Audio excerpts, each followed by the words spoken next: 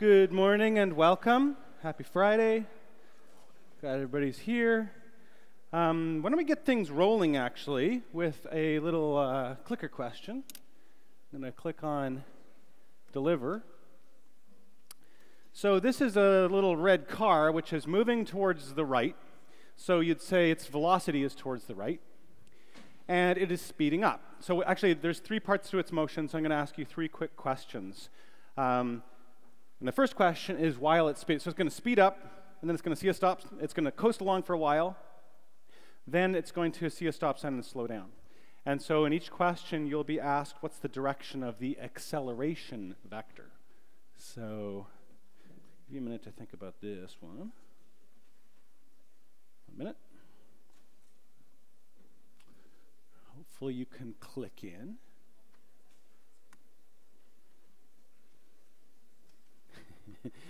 Takes a while to get all these electronics going.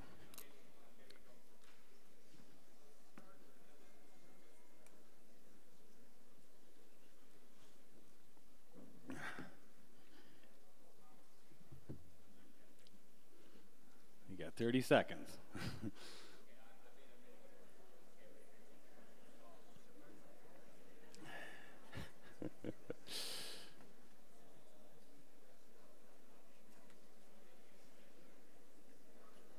Sorry to be off to such a frantic start. We're going to do 3 questions in a row.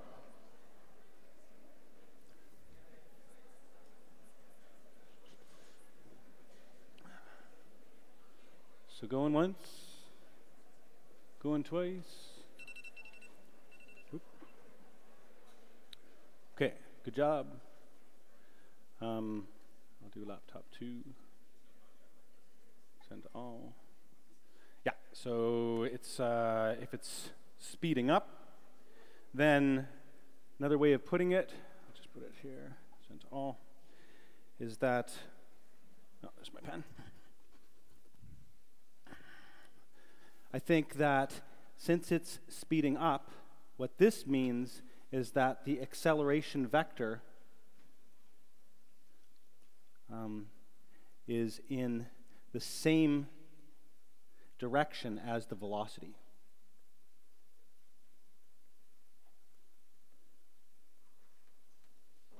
These are both vectors, they both have direction, and so speeding up to the right. Next question, exact same situation. Should be showing up right about now. While it's coasting, whatever that means. Let's just say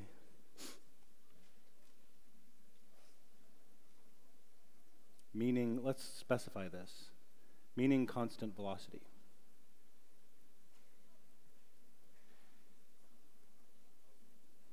Okay? If that helps.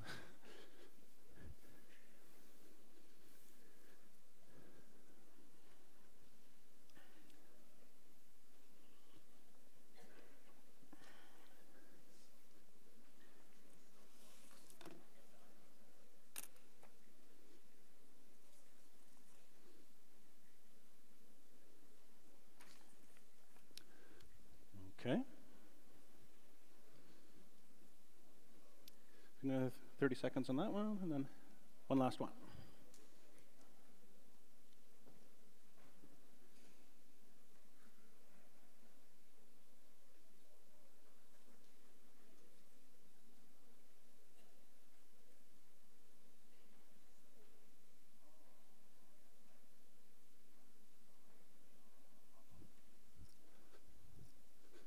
And what do you think the last question's going to be?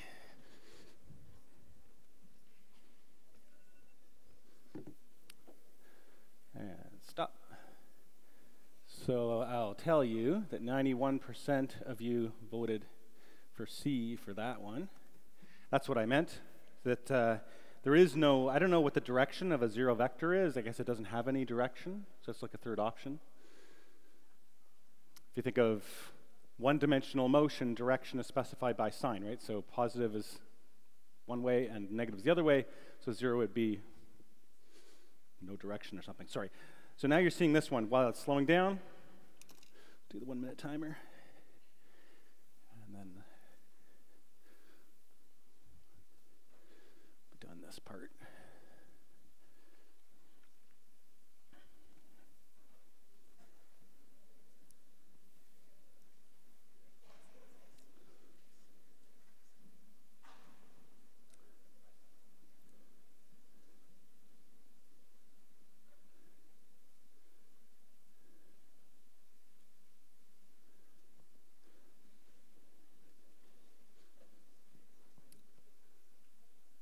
And 20 seconds just to click in on that.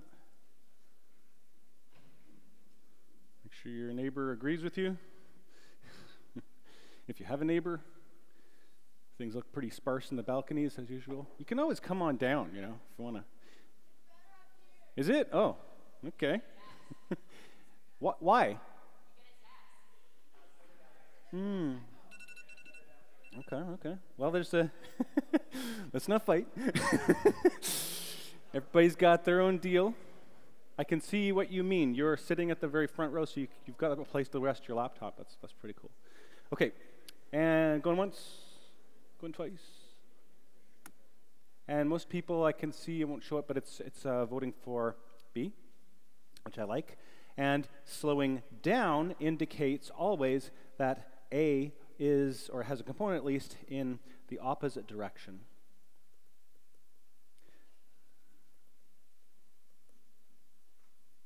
To V.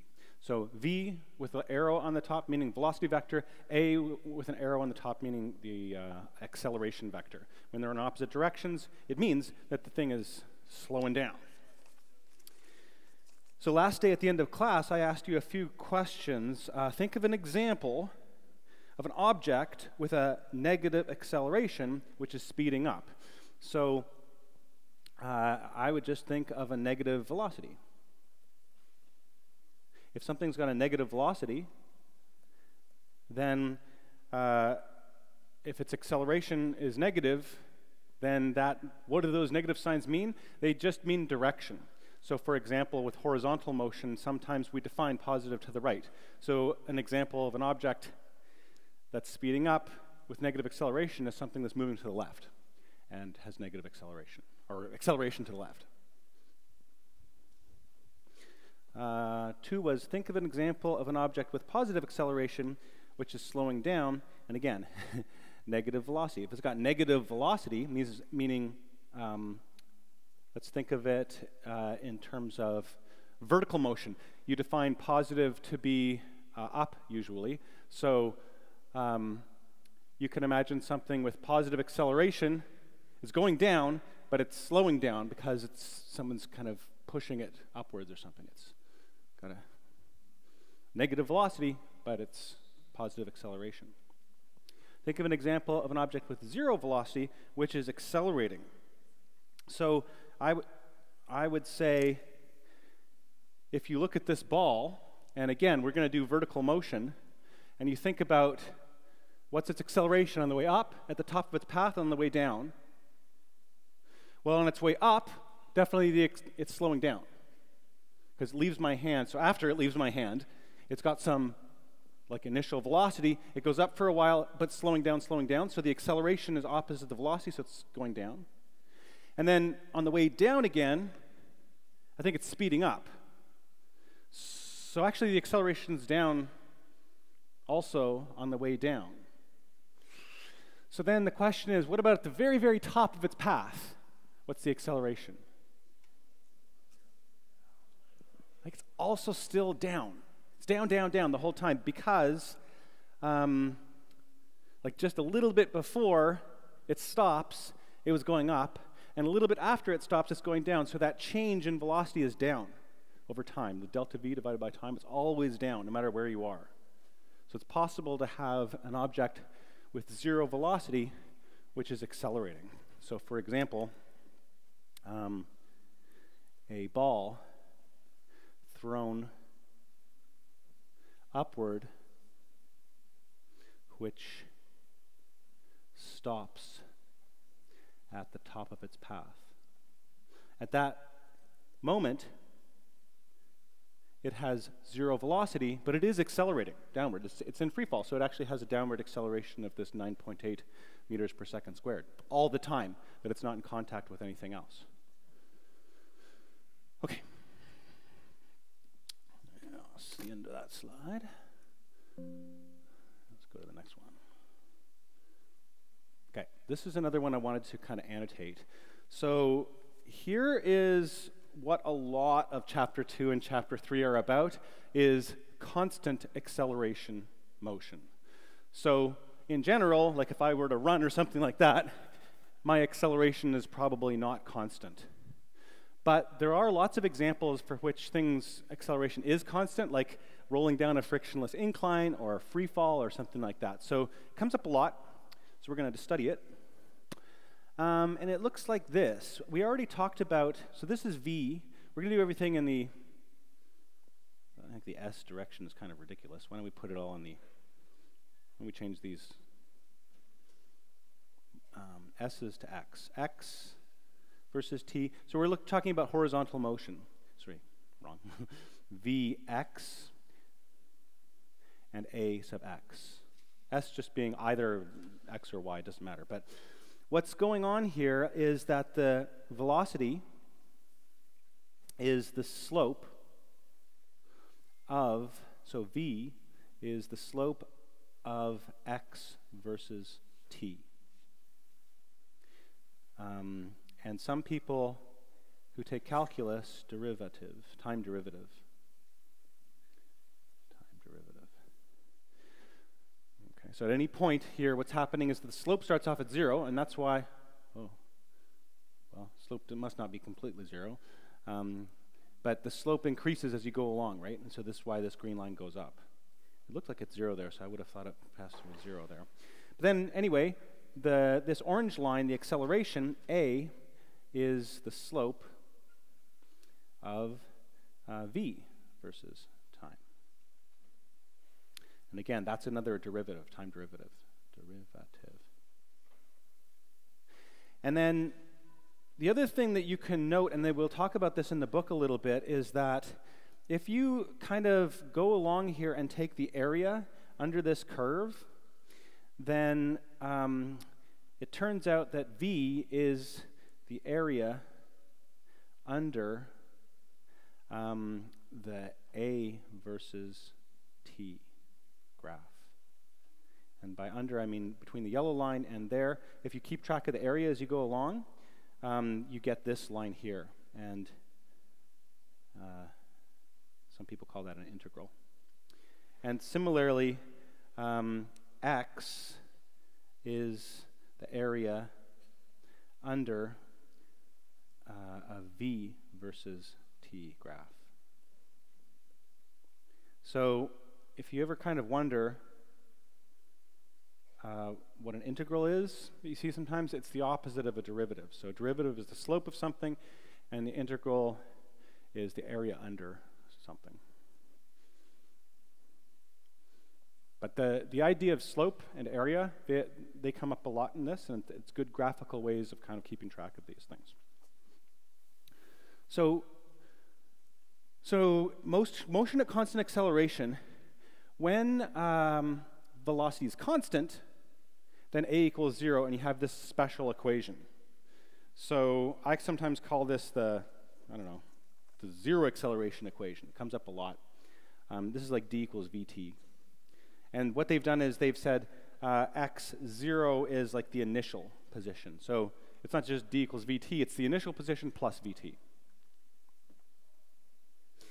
And then when velocity is not constant, you've got instantaneous velocity, which is this slope of that tangent at a particular instant of time. We call that velocity for short. We just drop the word instantaneous. And then there's average velocity, where we never drop the word average. It's the ratio of the change in position and divided by the time that it took for that change to occur. And for motion at constant velocity, the instantaneous velocity and the average velocity are the same. But if not, then you've got these three equations of constant acceleration, and these come up in your book, 2.5, 2.6, and 2.7. So I'll just sort of put them up there. You've sort of done your reading about this.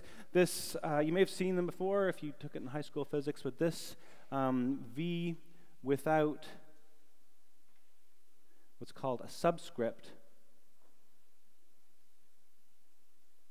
means final velocity. So some people like to write this as V sub f or something, and the 0 meaning like initial. So final velocity is the initial velocity plus a times t. X final is the initial position plus v0t plus 1/2 at squared. And then there's this big equation where you're relating acceleration, change in position, to the difference in the squares of the final and initial velocities. And the strategy here when you're solving some problems for which you know that the acceleration is constant is that you kind of have these equations on your aid sheet somewhere. You know how they're used. They're used when acceleration is constant. You look at your knowns and unknowns, and usually there's knowns, things that are given, and then there's something that you've been asked for to solve for, or that maybe matters in some way. There's usually something about the problem that you don't really care about. And so you don't know and you don't care about. So if you don't care about the final velocity, for example, then equation 2.6 might be the equation for you, because it doesn't have the final velocity in it. It's not one of your knowns, and it's not the thing you're being asked for example. Whereas, if the position never comes up, you're just asking about velocities only, then maybe equation 2.5 is more appropriate. So it's a way of picking the right equation. Yep.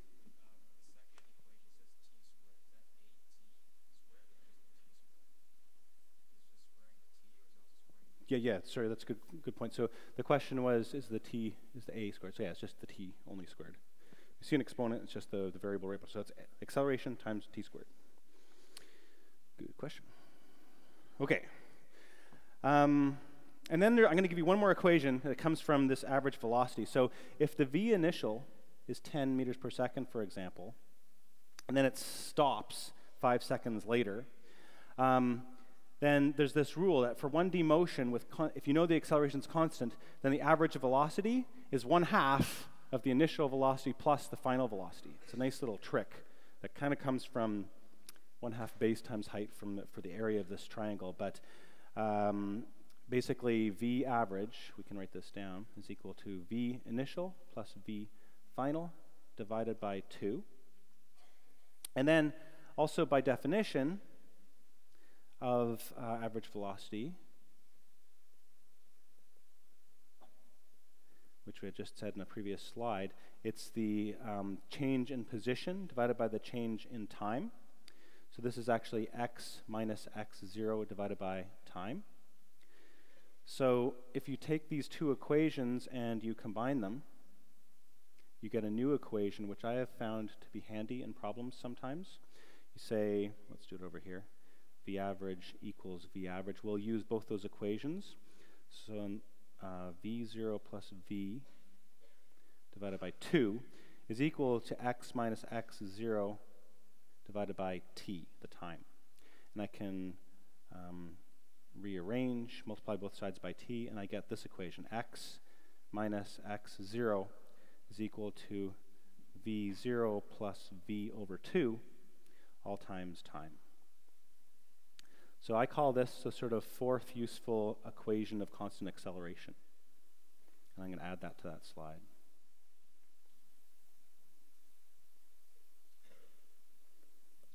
And it's useful because it doesn't have a in it. Sometimes you don't care about what the acceleration value is, but for some reason you know that it is constant. That happens sometimes. So let me go back to that slide before and just add it extra. It's not in Etkina, but it comes up sometimes, so you might as well put it on your aid sheet. It's important that you have to know for some reason that acceleration is constant. Okay, let's do another. This one's going to be a tricky one. but let me just deliver it. It's a math one, which you can try to estimate if you want. I will give you, what time is it? 11:30? Yeah, we're doing okay for time. Let me give you some time to think about this and to discuss. Let's give it 4 minutes and see if you can think about, because you might even be able to reason this out a little, but let's say you're traveling at an initial velocity of 30 meters per second, and then you apply the brakes and you have some constant deceleration or acceleration in the opposite direction of 10 meters per second squared. So I think what's going to happen is you're going to 20, 10, 0, 3 seconds later, you're going to stop. But the question is, how far do you travel in those 3 seconds between going 30 and going 0? And I'll like I say, I'll give you about 4 minutes to try to think about that, and then I'll work it out.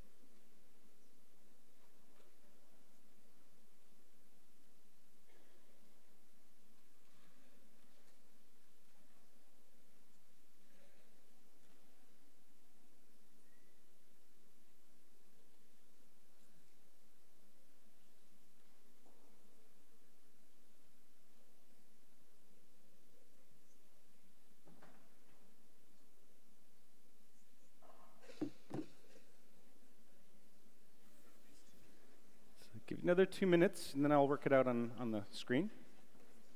2 minutes to click something in.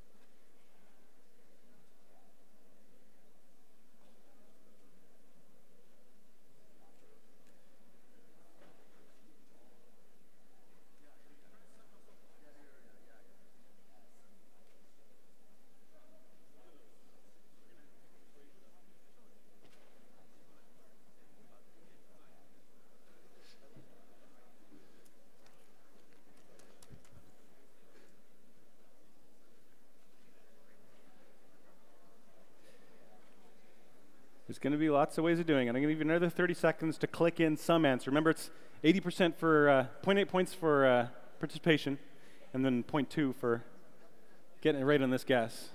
And you can always do the async after if you really want to get that 0.2.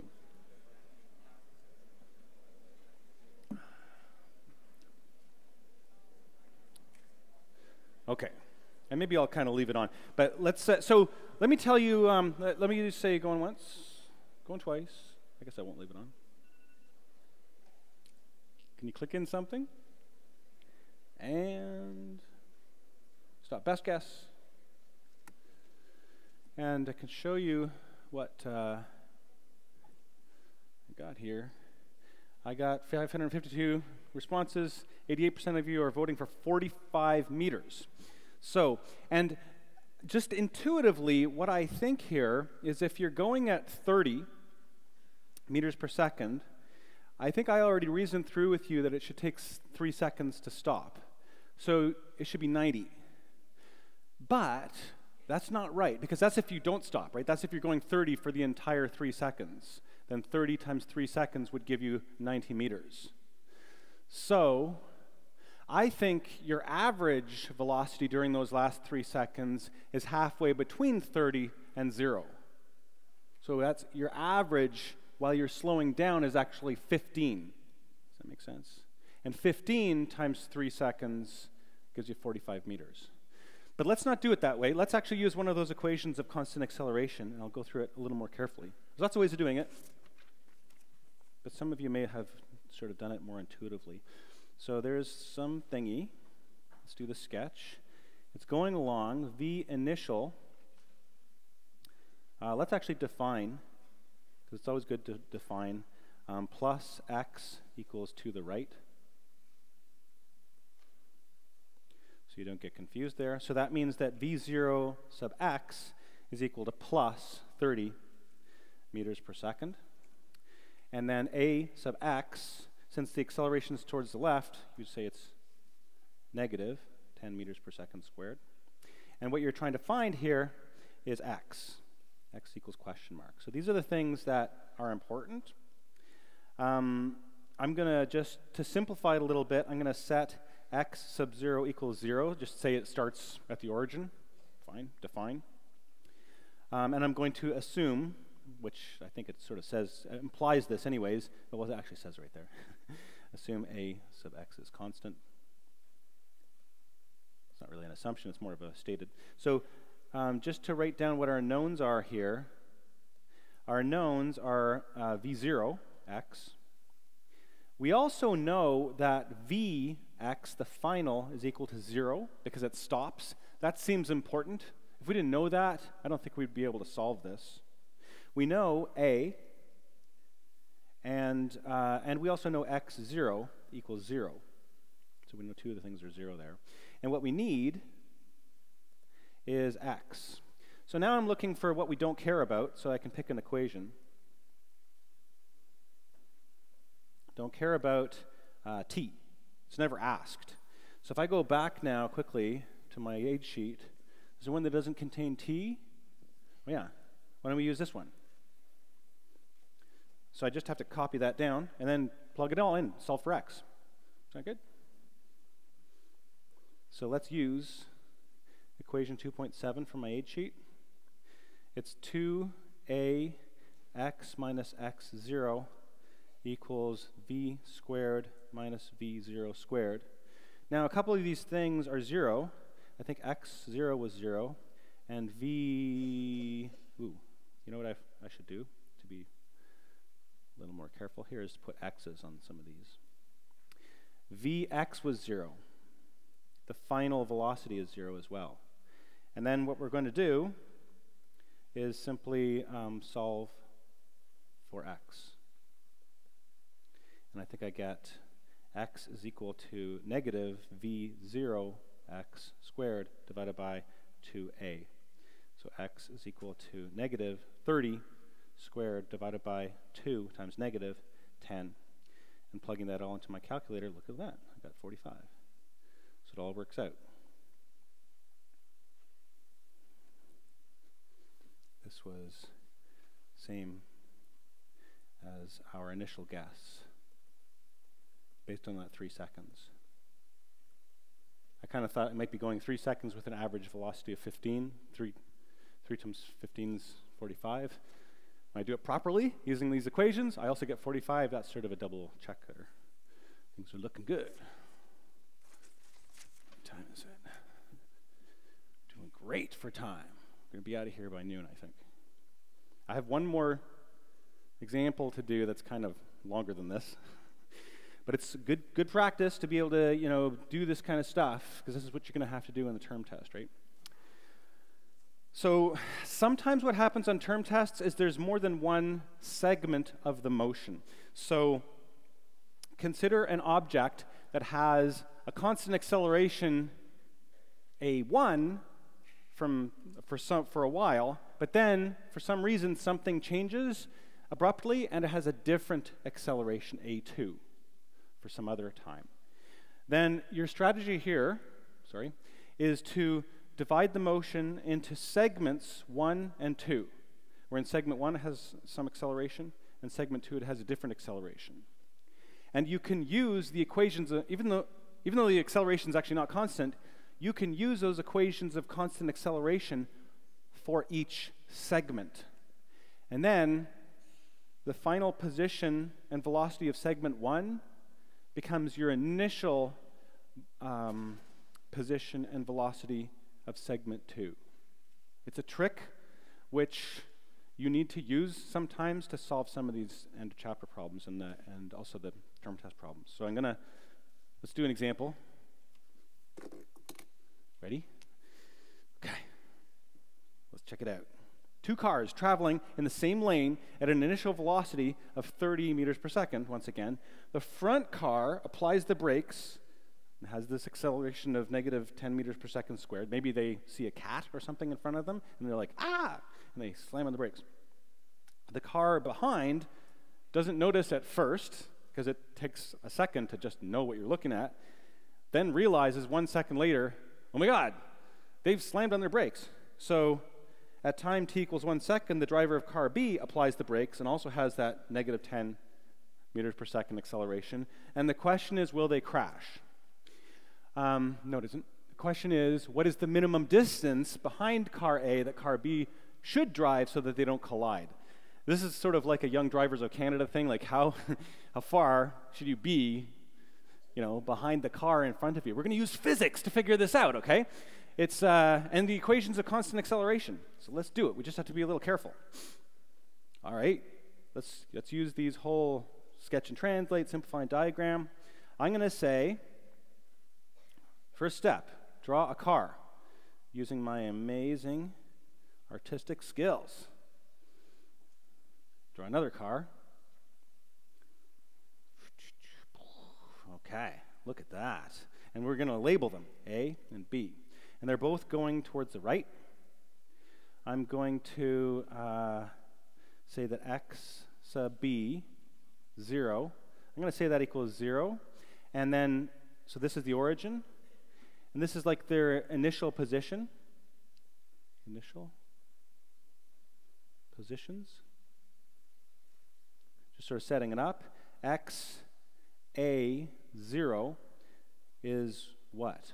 So this is what we're actually needing, is what is their distance just before this guy in front hits the brakes, how far apart should they be? So I need this for just trying to set things up here. So second, we're going to have that A sub B equals 0, and A sub A is equal to negative 10 meters per second squared. And then after that, A sub B equals A sub A equals negative 10 meters per second squared. So we're going to divide the motion into two segments. Into two segments. Segment 1 is that t0 is 0 to t1 is 1 second. And segment 2, t1 is 1 second, to t2 is, I don't really know. Actually, I don't even care. I don't care if they were to collide. I don't care when they collide, but so that's, maybe it's good to keep that about this. Keep that in mind. I always try to keep track of what the variable is I don't care about, because that helps me pick my equation. You set VA2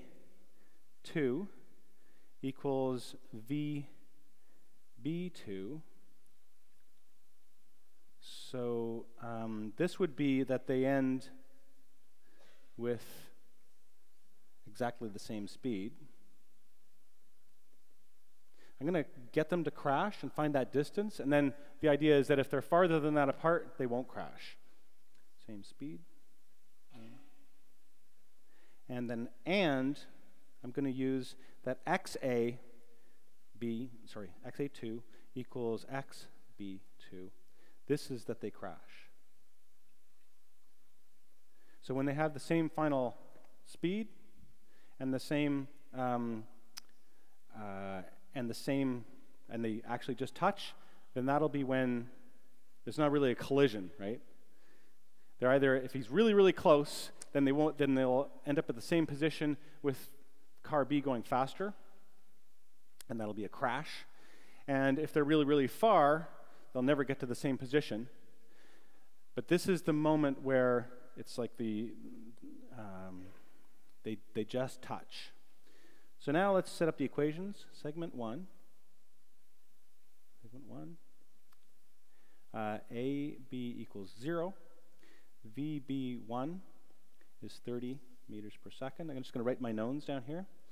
XB0, XB1 is equal to 0 plus VB times T1. So it's 30 times the 1 second. So XB1 is 30 meters. So that's just how far car B travels during that first second. Box around that. Box around that. So next step is during that second, what is A? Acceleration of car A is negative 10 meters per second squared. So VA1 is equal to VA0 plus AT1. It's 30 minus 10 times the 1 second. So VA2 is 20 meters per second. And the distance that it travels during that time, you can work out from one of those equations, XA0 plus VA0 times T1 plus 1/2 AT squared, where that's AA times T1 squared. So this equals XA0, whatever that was, plus 30 times 1 second minus 10 over 2 times 1 squared. You get, these are XA1s.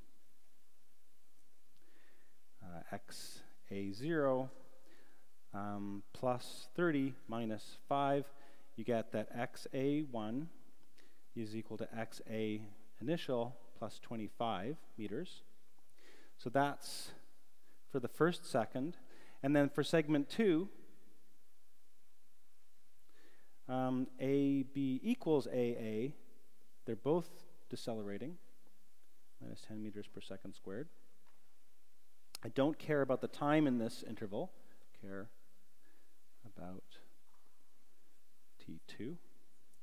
So I'm going to use this equation, 2 times A times X B2 minus XB1 equals VB2 squared minus VB1 squared. And I can plug in some numbers for that. 2A is 20, so minus 20. XB2 minus 30, because we have that from before, equals VB2 squared minus 30 squared. I can kind of rearrange this. 20 times, just, don't need a, 20 times XB2 plus 600, just multiplying through there, equals VB2 squared minus 900 is 30 squared. And I get 1500 equals VB2 squared plus 20 XB2. And I'm going to put a little arrow around, box around that equation. We're almost done. So we know that 2A, do the same thing for car A, A2 minus XA1. We're going to go through basically the exact same math now for car A and then get them to crash. by putting them at the same distance. VA2 squared minus VA1 squared. So again, same exact math here. XA2, XA initial, minus 25. Plugging in from before equals VA2 squared minus 20 squared. Just sort of going through the math here. Hopefully you guys are staying with me and believing in this process. Plus 20 XA0 equals VA2 squared minus 400. So I get that 900 plus 20 XAB equals VA squared plus 20 times XA2. So now I can combine these two equations, that star one and this one, because since XB2, they're going to crash, equals XA2, and they crash at the same velocity, so they're just touching, VA2 equals VB2, then the right-hand side of these equations are the same. So we just set the left-hand sides equal, and we get that 1500 is 900 plus 20 times XA0. If you remember, XA0 was what we were looking for here. What's their initial separation so that they will just touch? So I just say that XA0 is equal to 1500 minus 900 divided by 20. And I get 30 meters should be your separation. Drive at least this far behind. So that's kind of the most tricky, most difficult kinematics question you can get kind of in chapter 2 is when there's two segments of the motion, because there's so many things to keep track of. But the basic strategy is you have constant acceleration in two different segments, two different time segments, and at some point you set the final of the first segment, final position and velocity of the first segment equals the initial position and velocity of the second segment. You have a question up front? Sure. Yeah?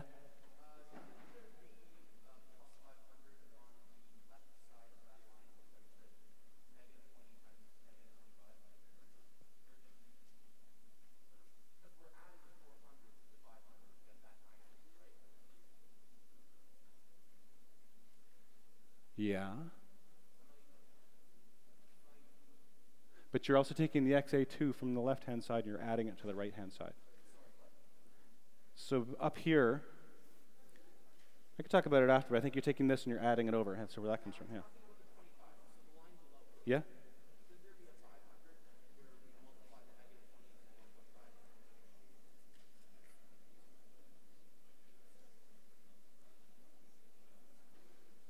Yeah, and 500 plus 400 is 900, right? Yeah, 500 plus 400 is 900. Yeah. I agree. The line below is 1. That line, I think it should be 500. Plus 500? Yeah. Could be right. Okay. My second question. Sorry, was that? That's good. Okay. And then second question. We're assuming the cars are quick not like making Yeah. That's a good thing. So we have assumed in this that the cars are point particles. That would have been a good thing to put in my assumptions at the very beginning. That's awesome. No, I think that's right. I'll take another look at this before I post the notes. But I think there's a plus 500 in that line. Thank you very much. Okay. Let's do a couple more things. Let's do free fall. So free fall states that freely falling objects on Earth accelerate at the rate of 9.8 meters per second squared. And maybe the exact value of this depends on where your altitude is. If you were to go up at the top of Mount Everest, you'd get a little less than 9.8. Down at sea level, it's a little greater than 9.8. But for this course, I think I want to just use 9.8. And I also want to use 3 significant figures there. So like 9.80. 3 sig figs or something. If you use it, just pretend it's 3. And what it means, it's sort of like that car. As time goes on, every second, it means that the velocity changes by 9.8 meters per second. So as this rock falls, let's say it's 10, then what's happening here is we're going 0 at the start, then after 1 second, 10, then 20, then 30 meters per second. So that's why it's getting faster and faster. Or there it is exactly. So I'm going to do this last question, which is, maybe discuss this one. You've got a, we never found a ladder, did we? I'm just going to climb. You've got a basketball, which weighs 600 grams, and a tennis ball, which weighs 60 grams. Factor of 10 difference in mass between these two. One's a lot bigger. As they fall to the ground, air resistance is negligible. Which of the following statements is true for the balls as they fall? And only one of them is going to be true. A, the force of gravity is 10 times greater on the basketball than on the tennis ball. B, the force of gravity is the same on both balls. Or C, the force of gravity is slightly larger on the basketball than on the tennis ball. You have time? You've got a bit of time. I'm going to give you 1 minute. Discuss with your neighbor. Make sure you agree, and then click it in.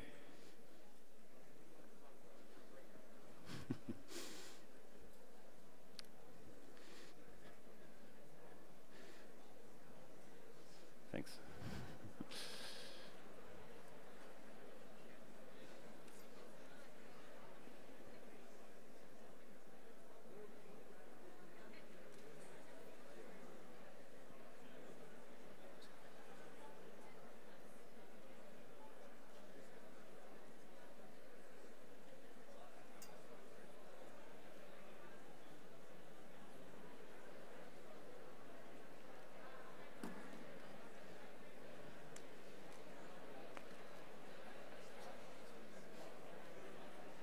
It's like that. All right. Guys gonna click in? This is one of those Harlow questions that you're not gonna like the answer to, I think. There goes my phone. Do you mind turning off my things? I don't want to go down and up. Okay. Yeah, so I was looking for A. And this is true, right? Okay, what is the force of gravity? It's the force that the Earth is pulling down on. So if I'm going to prevent these things from falling, I need to apply an upward force on the ball, or either of these that cancels the force of gravity. And it's harder to do it, 10 times harder to cancel that out for the basketball than it is for the tennis ball. Okay. The force, another way of putting it, and we're going to learn this in chapter 3, is that the force of gravity on an object is equal to its mass times 9.8. And so it's, it's 10 times. So the question here is, what about this? Even though the force of gravity on the Earth, on the basketball is more than that on the tennis ball, they fall downward at the same rate. And so this was famously done by Galileo in front of the Pope one time when he was invited in for breakfast. And so they discussed this, and they, instead of discussing it in terms of force, Galileo talked about it in terms of falling speeds, which is very different, isn't it? And he said to the Pope, if you were to take one of these grapefruits and a grape, which would fall faster? And the Pope said, well, obviously the grapefruit would fall faster because the force is greater on it, which sort of makes some sense. But then Galileo did it, of course, and you get this. They fall exactly, now after the bouncing, something weird happens, but I guess the basketball was bouncier. I don't know if you noticed, they fell at exactly the same rate. Even though the force of gravity is 10 times greater on the basketball than on the tennis ball, they fall at the same rate. So, they put him under house arrest for 9 years until he died there. So, yeah, so this is why we have tenure now, is so that you can say things like this to the Pope without losing your job and going to jail. We're going to talk more about why this is. It's tricky, but the acceleration is the force divided by the mass, right? And so that's why those cancel out. You get 9.8 in both cases. Have a great weekend, and I'll see you on Monday.